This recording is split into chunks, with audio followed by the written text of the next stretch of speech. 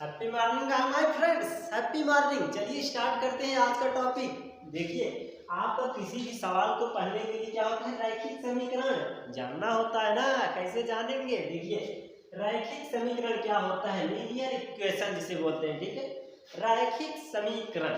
ठीक, इसका मतलब यह होता है रैखिक समीकरण किसी भी चर का मैक्सिमम घात एक हो तो वह होता है रैखिक समीकरण। लीनियर मतलब लाइन पे। ठीक है, यह आपका क्या होना चाहिए, लाइन पर होना चाहिए। ठीक है, किसी पॉइंट पर कोई वैल्यू प्राप्त हो तो वह क्या होता है, लीनियर होता है। ठीक है, आप जाते हैं लीनियर पे, जाते हैं एग्जाम्पल। इस एग्जाम्पल लेते हैं x plus 2y plus Z equal to 0। यह क्या है, एक लीनियर है, रैखिक समीकरण है। कैसे जाने, किसी भी चर की घात मैक्सिमम 1 है। देखिए, z power 1, y power 1, x power 1, किसी के भी चर की घात यदि मैक्सिमम 1 हो तो उसे बोलते हैं रैखिक समीकरण। अदर एग्जांपल ले लेते हैं, जैसे 5x minus 3y equal to 0। अब बताइए, यह रैखिक समीकरण है कि नहीं है? क्यों? क्योंकि देखिए, चर की घात मैक्सिमम 1 है।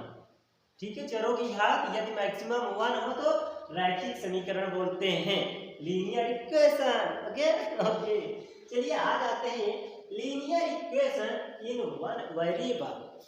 एक चर वाली रैखिक समीकरण। रैखिक समीकरण समझ गए, मतलब चरों की घात मैक्सिमम 1। एक चर मतलब जिसमें जिस व्यंजक में एक चर हो वह रैखिक क्या होता है, एक चर वाले। जैसे एग्जांपल ले लेते हैं 5x माइनस 3 इक्वल टू 0। इसमें बताइए चरों की संख्या कितनी है, एक, x। इसकी घात कितनी है, एक। इसलिए यह रैखिक समीकरण है और क्या है, एक चर वाले रैखिक समीकरण है। कैसे जाने, क्योंकि सर इसमें देखिए एक चर है, एक चर हो और एक घात हो तो उसे बोलते हैं एक चर वाले रैखिक समीकरण।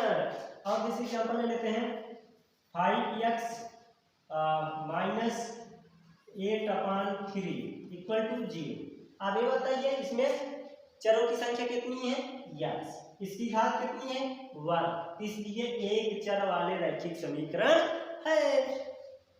ठीक है, समझ में आ रहा है ना। किसी भी प्रकार का हम लगा सकते हैं या एक चर वाले रैखिक समीकरण किया जाए। Linear equation in two variable, दो चरों वाले रैखिक समीकरण।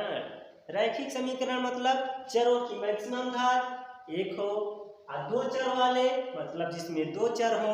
जैसे ऐसे कैसे, देखिए 3y minus Z equal to 3।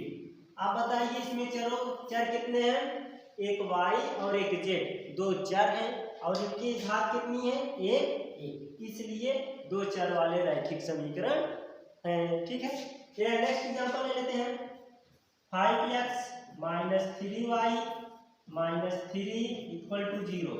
इसमें बताइए कितने चर हैं, दो चर, एक x और दूसरा y। इसलिए दो चर वाले रैखिक समीकरण है। अब घात कितना है, एक। दो चर मतलब दो चर हुए, घात कितनी है, एक मैक्सिमम, इसलिए रैखिक समीकरण, तो दो चर वाले रैखिक समीकरण।